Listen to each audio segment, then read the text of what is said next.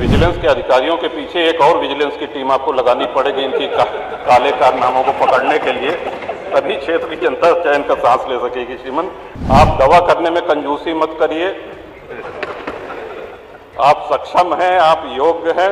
इस प्रकार आपको आपका बल हमने याद दिलाया, सभी लोग दिला रहे हैं। हम लोग कोई काम लेकर के माननीय मुख्यमंत्री जी के पास जाते हैं, वो कहें कि ये खन्ना साहब देखेंगे, सुरेश जी देखेंगे। जब आपके पास जाते हैं तो आप कहते हैं कि भाई दांत के डॉक्टर को घुटने का दर्द बता रहे हैं, इसको आप वहाँ जाइए।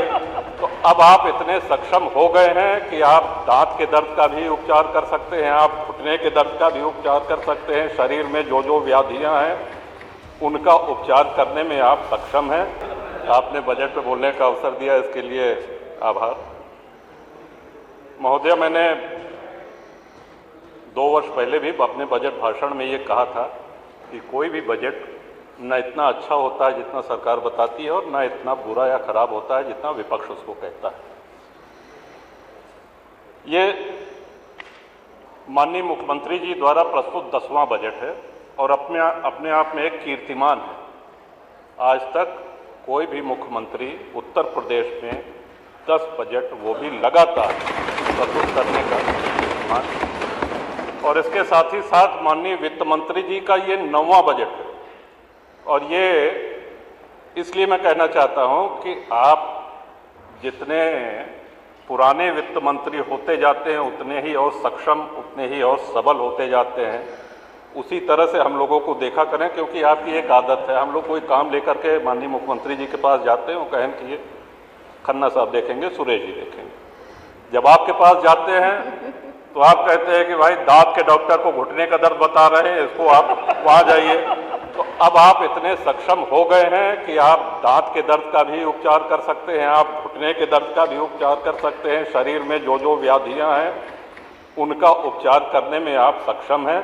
तो हम लोग आशा करते हैं कि आगे हम लोग इस तरह का जो भी जनहित में कार्य आपको बताएं, सहृदयतापूर्वक, आप कृपापूर्वक उसको हम लोग के कहे के अनुसार उसको स्वीकृत करें। महोदय, धन्यवाद प्रस्ताव पे 2-3 महत्वपूर्ण सुझाव हमने दिए थे। एक जल जीवन मिशन पे अधूरे पड़े काम और जल जीवन मिशन के काम के कारण जो सड़कें खुदी हुई पड़ी हैं। दूसरा सुझाव, विधायक निधि से हम सभी माननीय विधायकगण जो असहाय लोगों का उपचार करते हैं, करवाते हैं, पैसा देते हैं, उनके नियमों में सरलीकरण हो।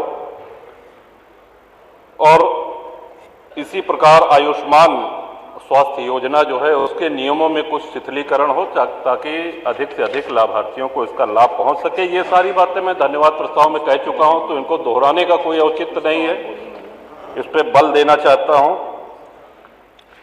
श्रीमान, सही बात है, सबसे बड़ा बजट है, सबसे बड़ी धनराशि आवंटित हुई है हमारे प्रदेश के विकास के लिए, लेकिन ये धनराशि व्यय भी हो।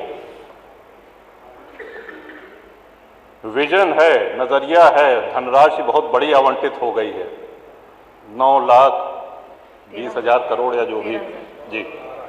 लेकिन यदि ये धनराशि जनहित में व्ययहीन हो, हम सभी माननीय विधायकगण चाहते हैं, आप प्रस्ताव मांग लीजिए, 10-10, 20-20 किलोमीटर सड़कों का प्रस्ताव सभी लोग दे देंगे, उसको स्वीकृत कर दीजिए। कम से कम धन खर्च होना चाहिए। तो ये एक अनुरोध है कि शुभकामनाएं आपको, ऐतिहासिक बजट और इतना बड़ा बजट लाए, लेकिन ये धन व्यय होना चाहिए जनहित में। इसके साथ ही जल जीवन मिशन में जहां टंकियां नहीं बनी हैं या बनने के बावजूद चालू नहीं हुई है, वहां पेयजल का संकट है। हैंडपंप दिन प्रतिदिन खराब होते जा रहे हैं। हम लोगों के हाथ में अब हैंडपंप है नहीं। क्षेत्र की जनता आती है, हम लोगों से पेयजल की समस्या रखती है, लेकिन हम कुछ कर नहीं सकते। अगर नल वो रिबोर भी होना है तो वो ग्राम प्रधान के जिम्मे दे दिया गया है कि राज्य वित्त आयोग से उसको रिबोर कराएं। प्रधान जी की अपनी समस्या है, वो कहते हैं साहब इस मत से हमको और इतना पैसा देना है कि हमको रिबोर करने के लिए हमारे पास पैसा नहीं है।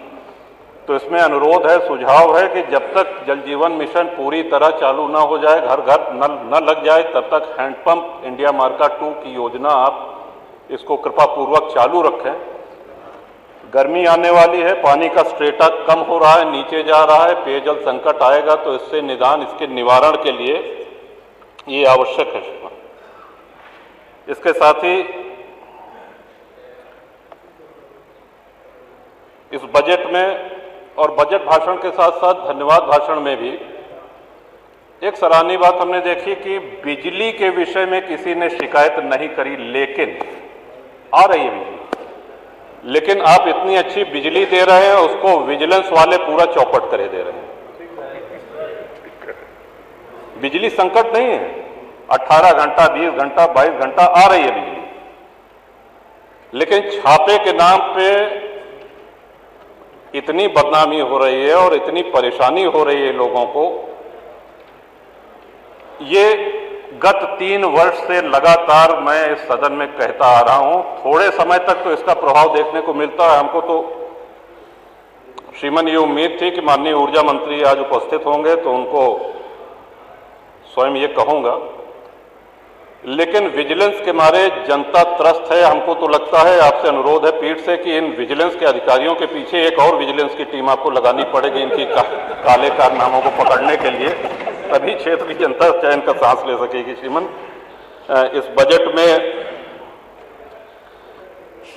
अल्पसंख्यकों को और मदरसा के लिए 2058 करोड़ दिया गया, जो बहुत अच्छी धनराशि है, स्वागत योग्य है। श्रीमंत, संस्कृत विश्व की प्राचीनतम भाषा है और हम सभी सनातनियों के जन्म से लेकर के और मृत्यु तक जो जो संस्कार होते हैं वो सब संस्कृत में होते हैं, जो पूजा पाठ होता है वो संस्कृत में होता है।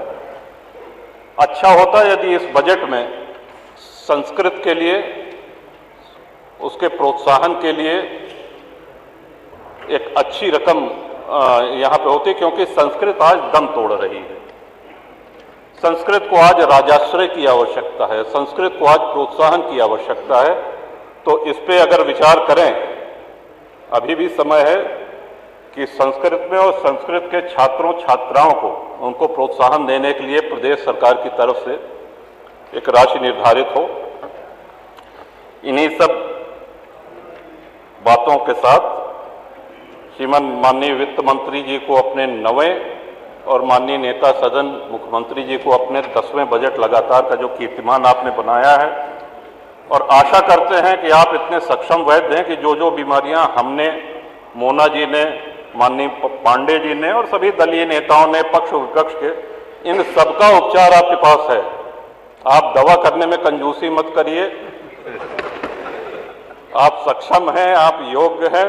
इस प्रकार आपको आपका बल हमने याद दिलाया, सभी लोग दिला रहे हैं, और आशा करते हैं कि हम लोगों की जो जनहित की सभी समस्याएं हैं उनका आप पूरा निराकरण करेंगे। माननीय अध्यक्ष जी, बजट पे बोलने का अवसर दिया गया, इसके लिए बहुत बहुत आभार। एक अभी राज्य कर्मचारियों का एक पत्र आपके माध्यम से, ये कि राज्य कर्मचारियों का कोरोना काल में नगर प्रतिकर भत्ता बंद कर दिया गया था, जो अभी तक बहाल नहीं किया गया है।